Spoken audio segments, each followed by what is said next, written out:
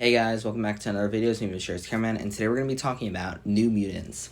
So we're here with our daily July videos, and we're here with the final X-Men movie review, besides from our ranking X-Men movies coming out in a few days, and then ending with Deadpool 3 after that. So I will say Deadpool 3, this is my final real review, because the ranking is going to be talking about all the movies very quickly, and then the Deadpool 3 review is going to be spoiler-free. So it's not going to include much about the film.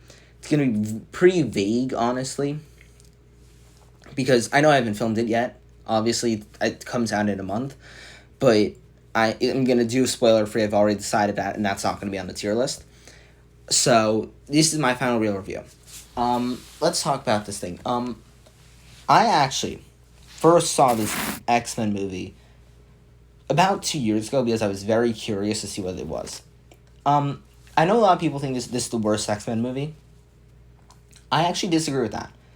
I think this is, mid, on the lower half, but still better than a few of them. Obviously, I'll talk more about that in the ranking video. But I think this movie actually has some stuff going for it.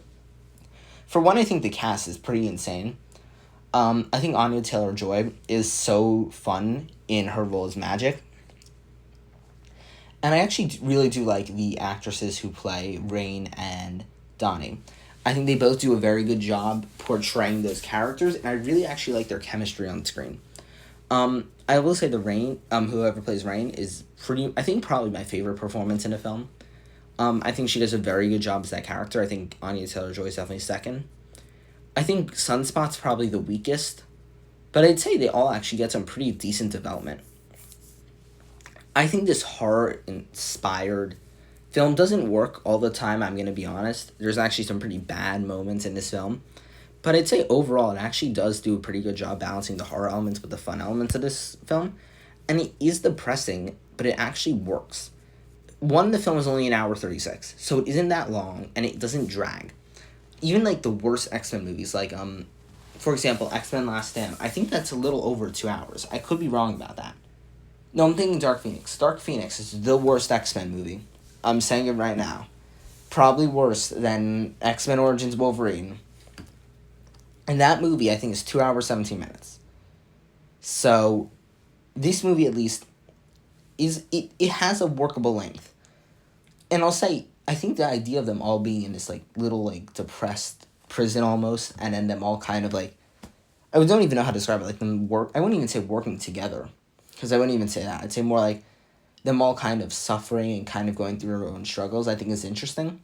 And I really like how we get the development for these characters through Donnie's power. I think she's a very fun main character to focus on.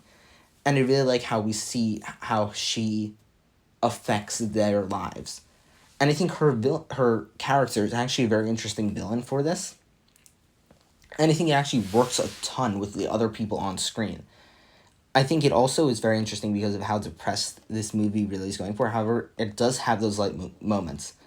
Especially that scene where Magic spikes the drink and she's knocked out, and they all have that fun scene. And then Rain and Donnie sneak off, and then Sunspot has his horror scene. But I actually really do enjoy when these characters kind of are lighthearted almost because of how dark this film is. I think the chemistry between a lot of these people actually really works.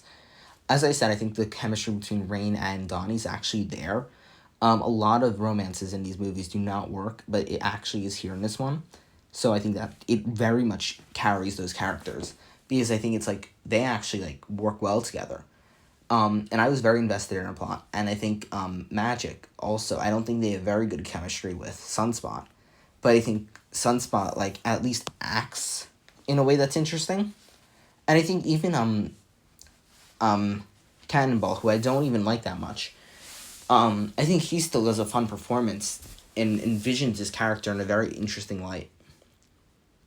I think the villain, Dr. Reyes, I actually do think she's a very interesting villain, how she's kind of working for the Weapon X organization and how she's carrying out their orders and stuff. I think it's an interesting idea. I think it's a little shocking that there's only 5 mutants there. I don't really get what they're doing. That's the other thing. I know they're saying they're getting their powers right, but we know from the Weapon X program that's not what they do. So I don't really get what their point of keeping them there is. Are they actually trying to develop their powers, or are they trying to experiment on them? Because we only see them experimenting on Donnie. I think it could have been cool if we saw them experimenting on the others instead of just having therapy sessions. I think it's also weird they're treating like prisoners. I get it adds to plot, but I don't get why there's solitary confinement and stuff. Like, it's just a very odd decision. And I don't love all that this film does, I'll say. I think there's a lot of really odd choices that are scattered throughout. And it really does try to be a lot more violent than it is. But I think the ending, the final fight, actually is pretty good because it really does pay off a lot of these heroes. And I actually think it makes the characters more interesting because I think they all have different things going for them.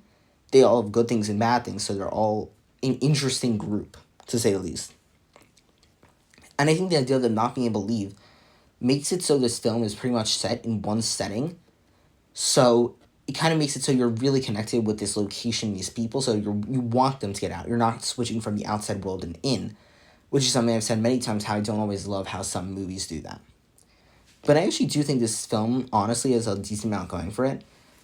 It still is pretty bad, though. It is definitely boring at times. It definitely drags a lot. And it also isn't, the horror elements don't actually feel that scary.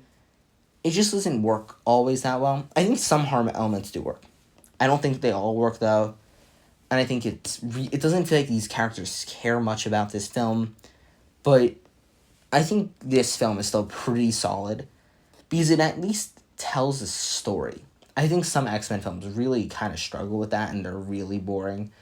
This one, at least, I think you have characters that are interesting. And because it really, at the end of the day, is a 6-person cast, you pretty much can care about every character that you see on screen. So when you see when you get to know these characters a lot better. Because even though it's an ensemble film with these 5 characters, you get to know them well instead of being... Even the Avengers have a bigger cast than this. So I feel like you get to know these characters and you're never cutting away from them. There's no other characters except for Donnie's dad and Reyes. But I think that also makes the film better because I think you get to know the main characters, which we never get from an X-Men film. So I think that's just kind of why I like this movie. I've actually seen this movie. I think this was my 3rd time seeing it. Like, I actually do enjoy this one quite a bit. I'll say I don't love watching it always, but I say sometimes I feel like I'm kind of in the mood for it almost, like, because there's no movie like it. And I actually don't mind it. But I think that's all I have to say. This movie's pretty much middle of the road for me. I don't know where I'm going to put it in the ranking, but you'll find out in a few days. So besides that, thank you guys so much for watching this video. I'll see you guys in the next one. Bye, guys.